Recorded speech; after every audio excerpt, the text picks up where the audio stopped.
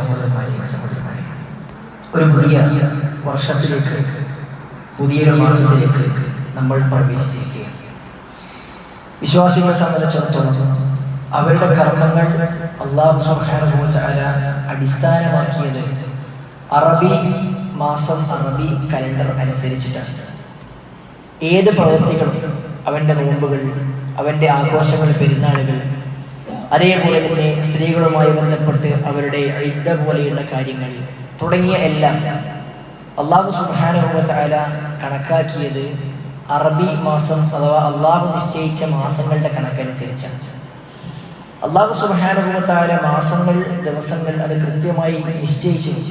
വിശുദ്ധ ഖുർആനിൽ 9-ാം അധ്യായം സൂറത്തു തൗബയുടെ 36-ാമത്തെ വചനത്തിൽ അല്ലാഹു സുബ്ഹാനഹു വ തആല ഈ കാര്യം പഠിപ്പിച്ചിട്ടുണ്ട്.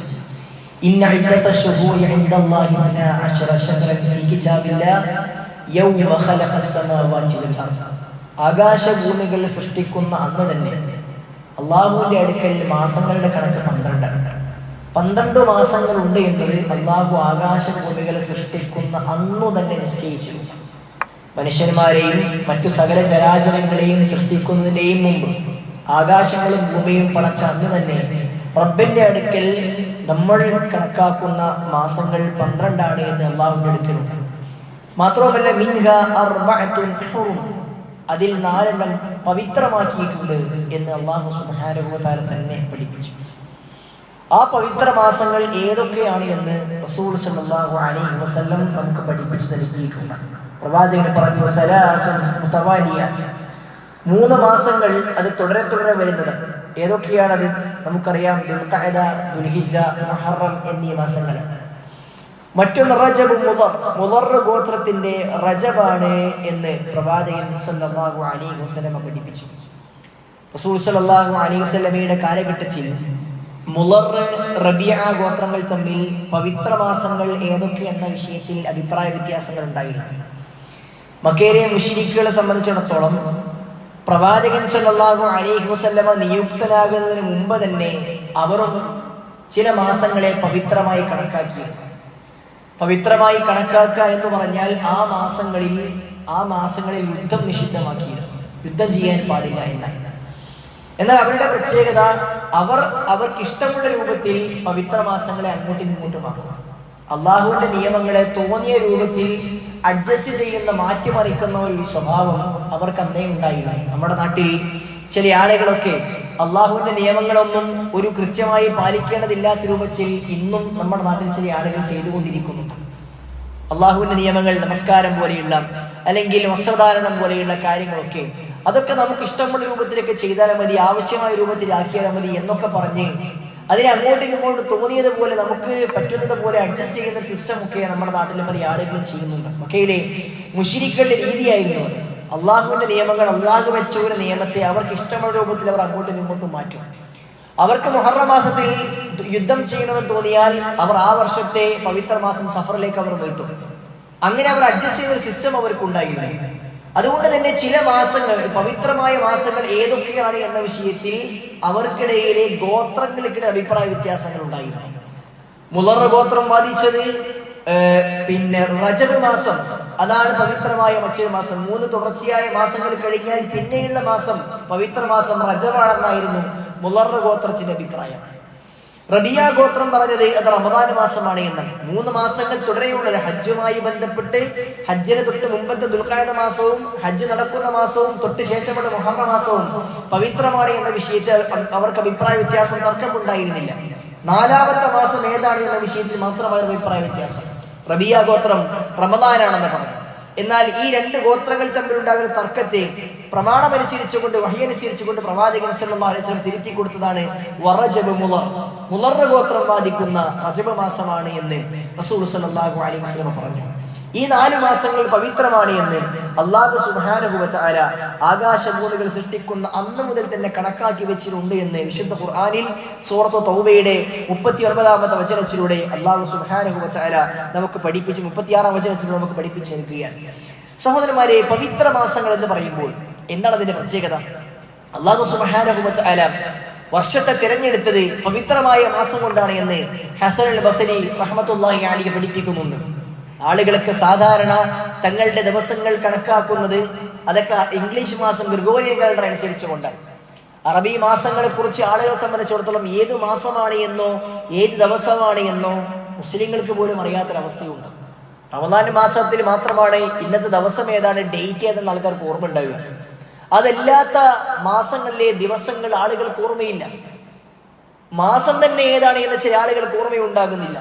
അതേപോലെ തന്നെ ഇത് ഏതാണ് വർഷം എന്ന് ചോദിച്ചാൽ പോലും ആളുകൾക്ക് പറയാൻ കഴിയാത്തൊരവസ്ഥാവിശേഷം മുസ്ലിങ്ങൾക്കിടയിലുണ്ട്. നമ്മൾ തിരുത്തേണ്ടതാണ്.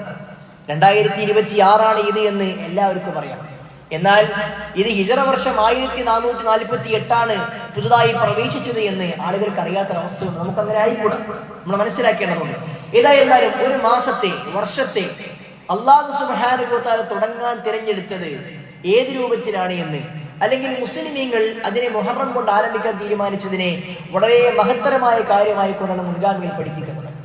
നമുക്കറിയാം അള്ളാഹുവിന്റെ അടുക്കൽ 12 മാസം അള്ളാഹു പഠിപ്പിക്കുന്നു. എന്നാൽ ഏത് മാസമാണ് തുടക്കത്തിലുള്ള മാസം, ഏതാണ് അവസാനത്തെ മാസം, എങ്ങനെയാണ് കൊല്ലം കണക്കാക്കുക എന്നൊരു രീതിയൊന്നും അള്ളാഹു സുബ്ഹാനഹു വ തആല പഠിപ്പിച്ചിട്ടില്ല. അള്ളാഹുവിന്റെ അടുക്കൽ എല്ലാ ദിവസങ്ങളും ഒരേപോലെയാണ്. എന്നാൽ നമുക്ക് മനസ്സിലാകാൻ വേണ്ടിയാണ് കൊല്ലങ്ങളെ കണക്കാക്കുന്നത്.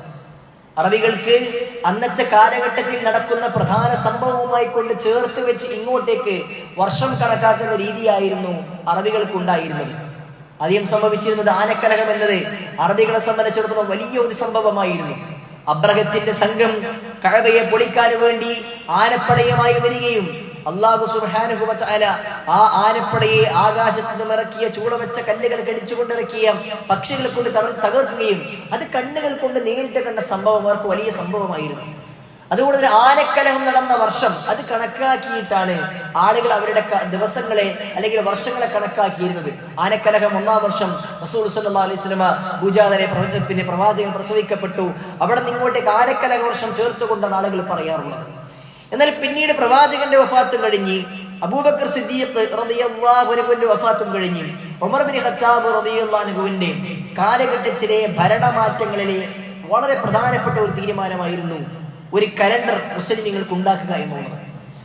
ഉമർ ഇബ്നു ഖത്താബ് റളിയല്ലാഹു അൻഹു ചില സംഘത്തെ സ്വഹാബികൾക്ക് ഏർപ്പാടാക്കുകയും ചെയ്തു.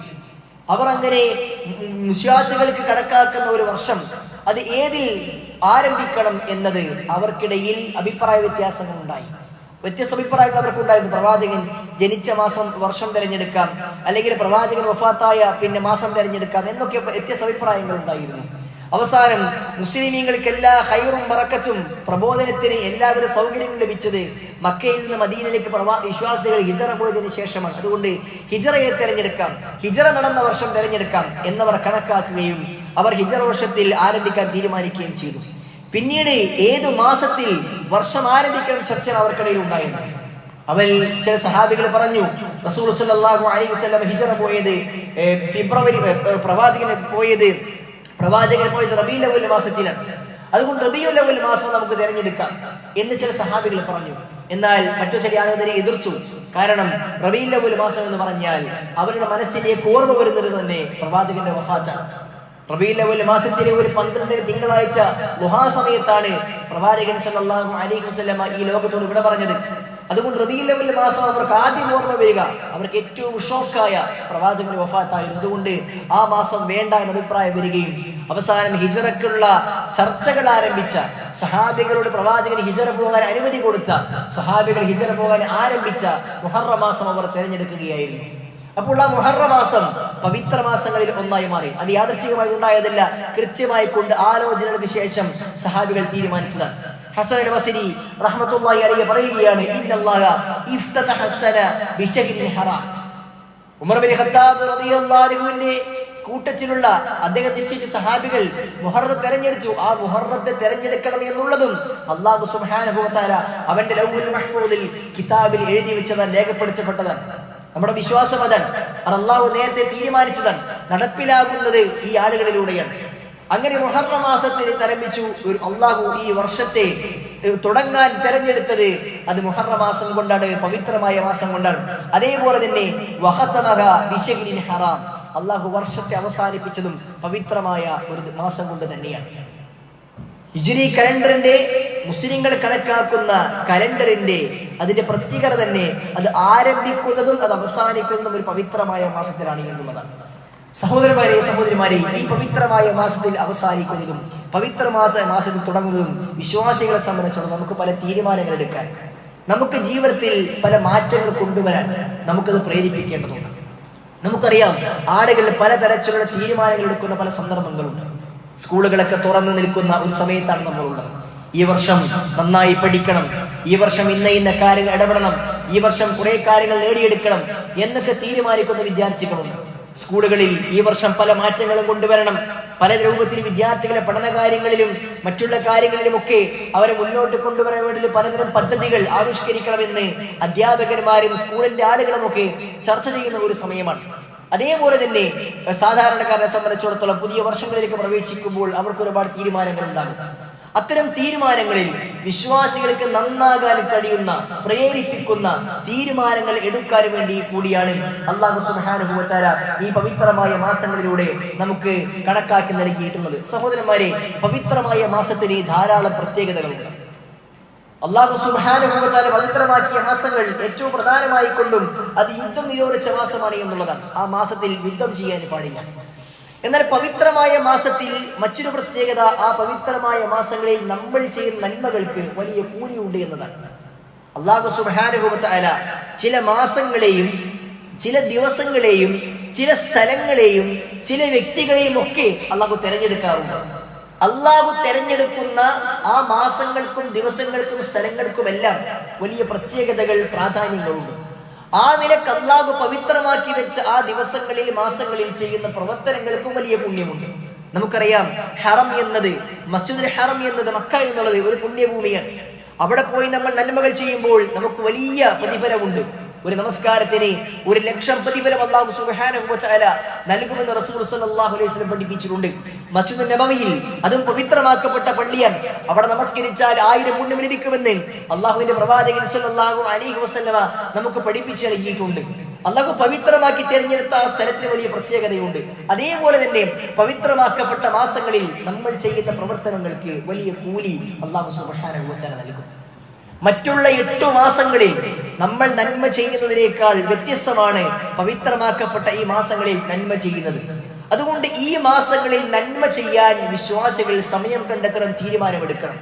പുതിയൊരു വർഷത്തിലേക്ക് പ്രവേശിക്കുമ്പോൾ ഇൻഷാ അല്ലാഹ് ഞാൻ ഒരുപാട് നന്മകൾ ഈ മാസത്തിൽ ചെയ്യുമെന്ന്, അല്ലെങ്കിൽ ഈ വർഷത്തിൽ ഞാൻ തുടക്കം കുറിക്കുമെന്ന് തീരുമാനമെടുക്കുവാൻ നമ്മൾക്ക് കഴിയേണ്ടതുണ്ട്. സഹോദരന്മാരെ സഹോദരിമാരെ, അങ്ങനെയുള്ള കുറെ നല്ല തീരുമാനങ്ങൾ നമ്മൾക്കുണ്ടാകണം. ഈ വർഷത്തിൽ ഞാൻ ചെയ്യുമെന്ന് നമുക്കിപ്പോൾ ശീലമില്ലാത്ത നന്മകൾ തുടരാൻ നമ്മൾ തീരുമാനിക്കേണ്ടതുണ്ട്. നന്മകൾ നമ്മൾ മുന്നോട്ട് കൊണ്ടുപോയാൽ അതിന് ഒരുപാട് പ്രത്യേകതകൾ, നേട്ടങ്ങളുണ്ട്. റസൂലുള്ളാഹി സ്വല്ലല്ലാഹു അലൈഹി വസല്ലം പഠിപ്പിച്ചില്ലേ, അല്ലാഹു സുബ്ഹാനഹു വ തആല പറഞ്ഞതായിക്കൊണ്ട് പ്രവാചകൻ പറഞ്ഞു, മൻ ആദാ ലി വലിയൻ ഫഖദ് ആദൻതുഹു ബിൽ ഹർബ്. എന്റെ വലിയനെ, എന്റെ കൂട്ടുകാരനെ, ഞാനുമായി അടുപ്പം സിദ്ധിച്ചവരുമായി ആരെങ്കിലും എതിർക്കുന്നുവെങ്കിൽ അവനുമായി ഞാൻ യുദ്ധം പ്രഖ്യാപിച്ചിരിക്കുന്നുവെന്നാണ്. എന്നിട്ട് അല്ലാഹു സുബ്ഹാനഹു വ തആല ഞാനുമായി അടുപ്പം പ്രാപിക്കുന്നത് എപ്രകാരമാണ് എന്ന് അല്ലാഹു പഠിപ്പിക്കുന്നു. ഒരു വ്യക്തി അല്ലാഹു സുബ്ഹാനഹു വ തആല നിർബന്ധമാക്കിയ പ്രവർത്തനങ്ങൾ ചെയ്യുന്നതിലൂടെ അല്ലാഹുവിലേക്ക് അവൻ അടുക്കും. അവൻ നന്മകളുമായി കൊണ്ട് അല്ലാഹു പഠിപ്പിച്ച എല്ലാ ഫർളായ കാര്യങ്ങൾ ചെയ്തുകൊണ്ട് അവൻ അല്ലാഹുവിനെ കൂടുതൽ അടുക്കും. എന്നാൽ പിന്നീട് അവൻ ചെയ്യുന്ന കാര്യം അല്ലാഹു സുബ്ഹാനഹു വ തആല പഠിപ്പിക്കുകയാണ്, വമാ യസാലു അബ്ദി യതഖറബു ഇലയ്യ ബിൻ നവാഫിൽ ഹത്താ ഉഹിബ്ബഹു. അല്ലാഹു പഠിപ്പിക്കുകയാണ്, എന്റെ അടിമ, എനിക്കിഷ്ടമുള്ള അടിമ, അവൻ ഫർളായ കർമ്മങ്ങൾ മാത്രമല്ല ചെയ്യുക, അവൻ ഞാൻ സുന്നത്താക്കിയ കർമ്മങ്ങൾ, എന്നിലേക്ക് സാമീപ്യം നേടാൻ വേണ്ടി ഞാൻ സുന്നത്താക്കിയ കർമ്മങ്ങളൊക്കെ അവൻ ധാരാളമായി കൊണ്ട് ചെയ്യും. അങ്ങനെ വമാ യസാലു അബ്ദി യതഖറബു ബിൻ നവാഫിൽ, നന്മകൾ ചെയ്തുകൊണ്ടേയിരിക്കും. അങ്ങനെ ഒരുപാട് നന്മകൾ ചെയ്ത് ഹത്താ ഉഹിബ്ബഹു, ഞാൻ അവനെ ഇഷ്ടപ്പെടും വരെ അവൻ നന്മകൾ ചെയ്യുമെന്നാണ്. അഥവാ അല്ലാഹു സുബ്ഹാനഹു വ തആല സുന്നത്തായി പഠിപ്പിച്ച കുറെ കാര്യങ്ങളുണ്ട്. ഫർളായ നമസ്കാരങ്ങൾക്ക് പുറമെയുള്ള സുന്നത്തായ നമസ്കാരങ്ങൾ, ഫർദ് നമസ്കാരങ്ങൾ നമ്മൾ ഒഴിവാക്കാറില്ല, നമ്മൾ പരമാവധി ശ്രദ്ധിക്കാറുണ്ട്. എന്നാൽ അതിന്റെ കൂടെയുള്ള റവാത്തിബായ സുന്നത്തുകൾ, സഹോദരന്മാരെ, നമ്മൾക്കത് ശീലമില്ല എങ്കിൽ ശീലമാക്കാൻ നമ്മൾ ഈ വർഷത്തിൽ, ഈ മാസത്തിൽ തീരുമാനിക്കണം. വലിയ പുണ്യമുണ്ടതിന്. ഒരു ദിവസം 12 റക്അത്ത് നമസ്കരിച്ചാൽ ബനല്ലാഹു ലഹു ബൈതൻ ഫിൽ ജന്ന എന്ന് പ്രവാചകൻ സല്ലല്ലാഹു അലൈഹി വസല്ലം പഠിപ്പിച്ചിട്ടുണ്ട്. സുബ്ഹിന്റെ മുമ്പ് 2ഉം ളുഹറിന് മുമ്പ് 4ഉം ശേഷം 2ഉം മഗ്രിബിന്റെയും ഇശാഇന്റെയും ശേഷം 2 വീതവും നമസ്കാരങ്ങൾ 12 റക്അത്ത് ഒരു ദിവസം നമസ്കരിച്ചാൽ സ്വർഗ്ഗത്തിൽ പടച്ചറപ്പ് ഒരു വീടുണ്ടാക്കി തരുമെന്ന് അല്ലാഹുവിന്റെ പ്രവാചകൻ പഠിപ്പിച്ചിട്ടുണ്ട്. ളുഹ നമസ്കാരം നേരം പുലർന്ന് സൂര്യ ഉദിച്ചുയർന്നതിന് ശേഷം ളുഹറിന്റെ കാമണിക്കൂർ മുമ്പ് വരെയുള്ള വിശാലമായ സമയത്ത് നമ്മൾക്ക് നമസ്കരിക്കാൻ കഴിയുന്നില്ലെങ്കിൽ പ്രവാചകൻ പറഞ്ഞു, അള്ളാഹു നിങ്ങൾക്ക് പടച്ച നിങ്ങളുടെ ശരീരത്തിലെ മുഴുവൻ സന്ധികൾക്കും നിങ്ങൾ ചെയ്യുന്ന സ്വതക്കയാണ് ആ 2 റക്അത്ത് ളുഹ നമസ്കാരം എന്ന് റസൂൽ സല്ലല്ലാഹു അലൈഹി വസല്ലം പഠിപ്പിച്ചിട്ടുണ്ട്. രാത്രി നമസ്കാരത്തെ കുറിച്ച് പ്രവാചകൻ പഠിപ്പിച്ചില്ലേ, അള്ളാഹുവിന് ഏറ്റവും ഇഷ്ടമുള്ള നമസ്കാരം ഫർള് കഴിഞ്ഞാൽ റബ്ബിന് ഏറ്റവും ഇഷ്ടമുള്ള നമസ്കാരം അത് രാത്രി നമസ്കാരമാണ് എന്ന് അള്ളാഹുവിന്റെ പ്രവാചകൻ സല്ലല്ലാഹു അലൈഹി വസല്ലം പഠിപ്പിച്ചു. അത് ശീലമാക്കാൻ നമ്മൾ കഴിയേണ്ടതുണ്ട്. ഉറങ്ങി എഴുന്നേറ്റ് നമസ്കരിക്കാൻ കഴിയുമെങ്കിൽ അതാണ് ഏറ്റവും ഉത്തമം. അതിന് സാധ്യമാകുന്നില്ലേ, രാത്രി ഉറങ്ങും മുമ്പെങ്കിലും നമ്മൾ നമസ്കാരം ശീലമാക്കേണ്ടതുണ്ട്. അതേപോലെ നോമ്പ്, സുന്നത്തായ നോമ്പുകൾ തിങ്കളും വ്യാഴവും പോലെയുള്ള ഓരോ മാസത്തിലും നമുക്ക് സാധ്യമാകുന്ന 3 ദിവസങ്ങൾ അല്ലെങ്കിൽ 13, 14, 15 ദിവസങ്ങൾ അങ്ങനെ തുടങ്ങി സുന്നത്താക്കപ്പെട്ട ധാരാളക്കണക്കിന് നോമ്പുകളുണ്ട്. ആ നോമ്പുകൾ ഇൻഷാ അല്ലാഹ് കഴിവിന്റെ പരമാവധി സാധ്യമാകും വിധം ഞാൻ ചെയ്യുമെന്ന് തീരുമാനമെടുക്കുവാൻ നമ്മൾക്ക് കഴിയേണ്ടതുണ്ട്. നന്മകൾ എന്തൊക്കെയുണ്ടോ അതെല്ലാം ഞാൻ മനസ്സിൽ ചെയ്യുമെന്ന് തീരുമാനിക്കാൻ സഹോദരന്മാരെ ഈ മാസം നമുക്ക് കഴിയേണ്ടതുണ്ട്. അതോടൊപ്പം തന്നെ തിന്മകളിൽ നിന്ന് മാറി നിൽക്കാൻ കൂടി നമുക്ക് ഈ മാസത്തിൽ സാധ്യമാകണം. നമ്മുടെ മനസ്സിനെ ശരീരത്തിൽ ആ നിലക്ക് നമ്മൾ പാകപ്പെടുത്തിയെടുക്കണം. കാരണം എന്താണ്, തിന്മകൾ ചെയ്താൽ അള്ളാഹു ചില തിന്മകൾക്ക് ശിക്ഷകൾ രേഖപ്പെടുത്തിയിട്ടുണ്ട്. എന്നാൽ പവിത്രമായ മാസങ്ങളിൽ നമ്മൾ ചെയ്യുന്ന നന്മകൾക്ക് അല്ലാഹു സുബ്ഹാനഹു വ തആല അധികരിച്ച കൂലി നൽകുന്നത് പോലെ തന്നെ പവിത്രമായ മാസങ്ങളിൽ ചെയ്യുന്ന തിന്മകൾക്ക് വലിയ ശിക്ഷയും ലഭിക്കുമെന്ന് പണ്ഡിതന്മാർ നമ്മളെ പഠിപ്പിക്കുന്നു. ഞാൻ തുടക്കത്തിൽ ഓതി വെച്ച സൂറത്ത് തൗബയുടെ 36-ാമത്തെ വചനത്തിന്റെ വിശദീകരണത്തിൽ പണ്ഡിതന്മാർ പഠിപ്പിക്കുന്നത് അന്നൽ മഅസിയത ഫീഹ അശദ്ദു ഇഖാബൻ, ഈ മാസത്തിലുള്ള തിന്മകൾ അത് വലിയ ശക്തമായ ശിക്ഷ ലഭിക്കുന്നതായ തിന്മകളായിരിക്കുമെന്ന്. നന്മകൾക്ക് എത്രത്തോളം പുണ്യമുണ്ടോ അതേപോലെ തന്നെ തിന്മകൾക്ക് വലിയ ശിക്ഷയും ഈ ദിവസങ്ങളിൽ ലഭിക്കുമെന്ന് അള്ളാഹുവിന്റെ ആയത്തിനെ വിശദീകരിച്ചുകൊണ്ട് പണ്ഡിതന്മാർ നമുക്ക് പഠിപ്പിക്കുന്നു. അതുകൊണ്ട് ഈ മാസത്തിൽ തിന്മകൾ ചെയ്യാതിരിക്കാൻ നമ്മൾ ശ്രദ്ധിക്കേണ്ടതുണ്ട്. ഹറാമുകൾ കാണുന്ന, ഹറാമുകൾ കേൾക്കുന്ന, ഹറാമുകൾ പ്രവർത്തിക്കുന്ന അവസ്ഥകൾ, തിന്മകൾ മുഴുവൻ അവസ്ഥകളിൽ നിന്ന് മാറി നിൽക്കാൻ കഴിയണം. വിശ്വാസികളെ തെറ്റിക്കാൻ വേണ്ടിയുള്ള പല തരത്തിലുള്ള പ്രവർത്തനങ്ങൾ പിശാചിന്റെ ഭാഗത്തു നിന്നുണ്ടാകും. ആളുകളുടെ സമയവും ആളുകളുടെ അധ്വാനവും ആളുകളുടെ പരലോകവും നഷ്ടപ്പെടുത്തുന്നതായ ഒരുപാട് സംഗതികൾ നമുക്ക് ചുറ്റുമുണ്ടാകും. ഫുട്ബോൾ മാമാങ്കവുമായിക്കൊണ്ട് ബന്ധപ്പെട്ടൊക്കെയുള്ള ചർച്ചകളും അതുമായി ബന്ധപ്പെട്ട കാര്യങ്ങളൊക്കെയാണ് നമ്മുടെ നാട്ടിൽ യുവാക്കളും കുട്ടികളും ഒക്കെ ഉള്ളത്. നമ്മുടെ നന്മകളെ, നമ്മുടെ സമയങ്ങളെ നശിപ്പിക്കാൻ വേണ്ടിയുള്ള അത്തരം അവസ്ഥകളിൽ നിന്ന് മാറി നിൽക്കാൻ ഈ മാസം നമ്മളെ പ്രേരിപ്പിക്കേണ്ടതുണ്ട്. നമ്മൾ മുഹറം മാസത്തിലാണുള്ളത്. ഈ മാസത്തിൽ നമ്മൾ ഈ ഹറാമകൾക്ക്, തിന്മകൾക്ക് പിന്നാലെ പോകുന്നുവെങ്കിൽ അതിന്റെ പേരിൽ പരസ്പരം തല്ലുകൂടുന്ന, അനാവശ്യങ്ങൾ ചെയ്യുന്ന, നമസ്കാരം പോലും ഒഴിവാക്കിക്കൊണ്ട് ആ കളികൾ കാണുന്ന, തന്റെ ഇഷ്ടപ്പെട്ട താരങ്ങൾക്ക് വേണ്ടി തല്ലുകൂടുന്ന, അതിനുവേണ്ടി പണം ചെലവഴിക്കുന്ന ഇത്തരം തിന്മകളായ കാര്യങ്ങളിൽ നമ്മൾ പ്രവർത്തിക്കുന്നുവെങ്കിൽ നിങ്ങൾ മുഹറം മാസത്തിലാണുള്ളത്, പവിത്രമായ മാസത്തിലാണുള്ളത്. ഈ മാസത്തിൽ ചെയ്യുമ്പോൾ നിങ്ങൾക്ക് അതുകൊണ്ട് ലഭിക്കുന്ന ശിക്ഷകൾ അതികഠിനമായിരിക്കുമെന്ന് മനസ്സിലാക്കിക്കൊണ്ട് ആ തിന്മകളിൽ നിന്ന് മാറിതിരിക്കുവാൻ വിശ്വാസികൾ കഴിയേണ്ടതുണ്ട്. സഹോദരന്മാരെ, സഹോദരിമാരെ, ആ നിലക്ക് പവിത്രമായ ഈ മാസം നമ്മളെ ഈ രൂപത്തിൽ പരിവർത്തിപ്പിച്ചെടുക്കേണ്ടതുണ്ട്. നന്മകൾ ധാരാളമായി കൊണ്ട് ചെയ്യാനും തിന്മകളിൽ നിന്നും പരമാവധി മാറിതിരിക്കുവാനും ഈ മാസത്തിൽ നമ്മൾ തീരുമാനമെടുക്കുക. അതനുസരിച്ചുകൊണ്ട് നമ്മൾ മുന്നോട്ട് പോവുക. അല്ലാഹു സുബ്ഹാനഹു വ തആല ആ നിലക്ക് ധാരാളം നന്മകൾ ചെയ്തുകൊണ്ട് തിന്മകളിൽ നിന്നും പരിപൂർണമായി മാറി നിന്നുകൊണ്ട് റബ്ബിലേക്ക് അടുക്കുന്ന വിശ്വാസികളുടെ കൂട്ടത്തിൽ നമ്മെ ഇവരെയും ഉൾപ്പെടുത്തി അനുഗ്രഹിക്കുമാറാകട്ടെ.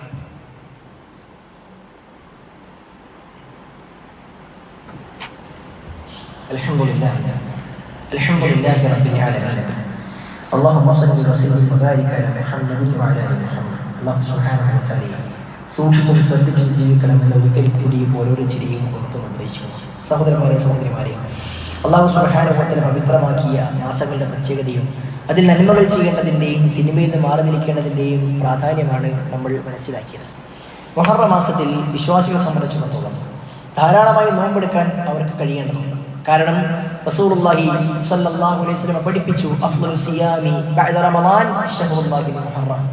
മുഹറം മാസത്തിലെ നോമ്പുകളാണ് റമദാൻ മാസം കഴിഞ്ഞാൽ അള്ളാഹുവിന് ഏറ്റവും ഇഷ്ടമുള്ള നോമ്പ്, അള്ളാഹുവിന് ഏറ്റവും ഇഷ്ടമുള്ള നോമ്പ് അത് അള്ളാഹുവിന്റെ മാസം, ഷഹറുല്ലാഹ് അൽ മുഹറം, അള്ളാഹുവിന്റെ മാസമായ മുഹറത്തിലെ നോമ്പാണ് എന്ന് അള്ളാഹുവിന്റെ പ്രവാചകൻ സല്ലല്ലാഹു അലൈഹി വസല്ലം പഠിപ്പിച്ചു. ഈ മാസത്തിൽ ധാരാളമായി നോമ്പെടുക്കാൻ നമ്മൾ പരിശ്രമിക്കേണ്ടതുണ്ട്. എന്നാൽ ഈ മാസത്തിന് പ്രത്യേകമായി ചില ദിവസങ്ങൾ അത് നിശ്ചയിക്കണമെന്നുണ്ടെങ്കിൽ അത് പ്രവാചകൻ സല്ലല്ലാഹു അലൈഹി വസല്ലമയോ അള്ളാഹുവോ പഠിപ്പിക്കേണ്ടതുണ്ട്. അങ്ങനെ ഒരു ദിവസം അള്ളാഹു നമുക്ക് നിശ്ചയിച്ച് നൽകിയിട്ടുമുണ്ട്. പ്രവാചകൻ സല്ലല്ലാഹു അലൈഹി വസല്ലം പഠിപ്പിച്ചു, സിയാമു യൗമി ആശൂറ അഹ്തസിബു അലല്ലാഹ് അൻ യുകഫിറ സനത അല്ലതി ഖബല. ആശൂറയിന്റെ മുഹറം 10ന്റെ നോമ്പ് അള്ളാഹുവിന്റെ അടുക്കൽ നിന്നും കഴിഞ്ഞ ഒരു വർഷത്തെ പാപങ്ങൾ പുറത്തു ലഭിക്കുമെന്ന് ഞാൻ ആഗ്രഹിക്കുന്നു, പ്രതീക്ഷിക്കുന്നുവെന്ന് റസൂൽ സല്ലല്ലാഹു അലൈഹി വസല്ലം പഠിപ്പിച്ചു. ഇന്ന് മുഹറം 3 അടുത്ത വെള്ളിയാഴ്ച ഇൻഷാ അല്ലാഹ് 10-ാം തീയതിയാണ് നമ്മൾ ആശൂറ എന്ന നോമ്പ് എടുക്കേണ്ടത്. പ്രവാചകൻ സല്ലല്ലാഹു അലൈഹി വസല്ലം വഫാത്തായ വർഷം പറഞ്ഞു, ഞാൻ അടുത്ത വർഷം ജീവിച്ചിരിക്കുമെങ്കിൽ ഇൻ ബഖീതു ഇലാ ഖാബിലിൻ അസൂമൻ നത്താസിയ, 9ന്റെ അന്നും ഞാൻ നോമ്പെടുക്കുമെന്ന് റസൂൽ സല്ലല്ലാഹു അലൈഹി വസല്ലം പഠിപ്പിച്ചു. മുഹറം 10-ന് ജൂതന്മാർ നോമ്പെടുക്കുന്നുണ്ട് എന്ന് പ്രവാചകനെ മനസ്സിലാക്കി കൊടുത്തപ്പോൾ അവരിൽ നിന്ന് വ്യത്യസ്തമാകാൻ വേണ്ടിയാണ് പ്രവാചകൻ 9ന്റെ അന്ന് നോമ്പെടുക്കണമെന്ന് പഠിപ്പിച്ചത്. പ്രവാചകൻ നോമ്പെടുത്തിട്ടില്ല, പക്ഷെ പ്രവാചകൻ ജീവിച്ചിരിക്കുന്നുവെങ്കിൽ നോമ്പെടുക്കുമെന്ന് പഠിപ്പിച്ചു. സഹാബികൾ അന്ന് മുതൽ 9നും 10നും നോമ്പെടുക്കാൻ കഴിഞ്ഞു. പ്രവാചകൻ ലക്ഷ്യം പഠിപ്പിച്ചത് ജൂതന്മാരോട് വിഭിന്നമാകുക എന്നത്. അതുകൊണ്ട് തന്നെ 9ന്റെ അന്ന് അഥവാ അടുത്ത വ്യാഴാഴ്ച ആർക്കെങ്കിലും നോമ്പെടുക്കാൻ കഴിഞ്ഞിട്ടില്ല, പ്രയാസമുണ്ടെങ്കിൽ 10ന് തൊട്ട് പിറ്റേന്ന് 11ന് അന്ന് 2 ദിവസം അടുപ്പിച്ചുകൊണ്ട് നോമ്പെടുക്കാനാണ് അതിന്റെ ലക്ഷ്യം. 10നും 11നും അവർ നോമ്പെടുക്കാൻ ശ്രദ്ധിക്കേണ്ടതുണ്ട്. അത് ജൂതന്മാരോട് വിഭിന്നമാകാൻ അള്ളാഹു പഠിപ്പിച്ച 2 ദിവസം, ഒന്നെങ്കിൽ 9-ഉം 10-ഉം, അല്ലെങ്കിൽ 10-ഉം 11-ഉം, അല്ലെങ്കിൽ 9-ഉം 10-ഉം 11-ഉം ഒക്കെ ആളുകൾക്ക് നോമ്പെടുക്കാം. എന്നാൽ ഇതിനപ്പുറത്ത് ഒരു പ്രത്യേകമായ തഹ്ദീദ്, ഒരു പ്രത്യേകമായ രൂപം, എണ്ണം, സമയം നിശ്ചയിക്കുന്നത് അള്ളാഹുവിന്റെ പ്രവാചകൻ പഠിപ്പിക്കാത്തതും ബിദ്അത്തുമായ കാര്യമാണ്. മുഹറത്തിലെ ആദ്യത്തെ 10 ദിവസം ആ നോമ്പിന് വലിയ പ്രത്യേകതയുണ്ട് എന്നൊക്കെ ചില പുരോഹിതന്മാരൊക്കെ സോഷ്യൽ മീഡിയയിൽ വന്നുകൊണ്ട് ആളുകളെ വഴിവഴിപ്പിക്കാൻ വേണ്ടി പറഞ്ഞുകൊണ്ടിരിക്കുന്നുണ്ട്. മുഹറം മാസത്തിൽ മുഴുവനും നോമ്പെടുക്കൽ പുണ്യമുള്ള കാര്യമാണ്. എന്നാൽ ആദ്യത്തെ 10 ദിവസത്തിന് പ്രത്യേകതയുണ്ട് എന്ന് പ്രവാചകൻ പഠിപ്പിക്കാത്തത് കൊണ്ട് തന്നെ അതിന് പ്രത്യേകത കൽപ്പിച്ചുകൊണ്ട് ചെയ്താൽ അത് വലിയ തിന്മയാണ്, അത് ബിദ്അത്താണ്, പ്രവാചകൻ പഠിപ്പിക്കാത്തതാണ്, ഇതിന് കുറ്റം കിട്ടുന്ന കാര്യമാണ്. അതേപോലെ തന്നെ മുഹറം മാസത്തെ നഹ്സായി കണക്കാക്കിക്കൊണ്ട് ഇതിന്റെ ഈ ദിവസങ്ങളിൽ, മുഹറത്തിന്റെ മാസത്തിലെ ചില ദിവസങ്ങളിലൊക്കെ പലതും ചെയ്യാൻ പാടില്ല എന്ന രൂപത്തിലുള്ള നഹ്സിന്റെ ജൂതന്മാർ കൊണ്ടുവന്ന ദുശകരങ്ങളൊക്കെ ആളുകൾ പഠിപ്പിക്കുന്ന അല്ലെങ്കിൽ പ്രേരിപ്പിക്കുന്ന അവസ്ഥാവിശേഷമൊക്കെ ഈ മാസവുമായി കൊണ്ട് ബന്ധപ്പെട്ടുണ്ട്. അള്ളാഹുവിന്റെ മാസം ഷഹറുല്ലാഹ് എന്ന് പഠിപ്പിച്ച ഈ മാസത്തെ ദുശകുരമായി കൊണ്ട്, അപശകുരമായി കൊണ്ട് കാണാൻ ഒരിക്കലും നമുക്ക് പാടുള്ളതല്ല. ഒരു ദിവസവും ഒരു മാസവും അള്ളാഹു സുബ്ഹാനഹു വ തആല നമുക്ക് അപശകുരമായി പഠിപ്പിച്ചിട്ടില്ല. ആ കാര്യങ്ങളൊക്കെ മനസ്സിലാക്കി നന്മകൾ കൃത്യമായി കൊണ്ട് പഠിച്ച് ആവശ്യമില്ലാത്തതും അനാവശ്യമായതും തീരെ പഠിപ്പിക്കാത്തമായ കാര്യങ്ങൾ അത് അന്വേഷിച്ചറിഞ്ഞ് പഠിച്ച് മനസ്സിലാക്കി അതനുസരിച്ച് പ്രവർത്തിക്കാനായിരിക്കണം നമ്മൾ പരിശ്രമിക്കേണ്ടത്. അല്ലാഹു സുബ്ഹാനഹു വ തആല നന്മകൾ മനസ്സിരിക്കുന്ന തിന്മകളിൽ നിന്ന് പരിപൂർണ്ണമായി വിട്ടുനിൽക്കുന്ന വിശ്വാസികളുടെ കൂട്ടത്തിൽ നമ്മെ ഏവരെയും ഉൾപ്പെടുത്തി അനുഗ്രഹിക്കുമാറാകട്ടെ.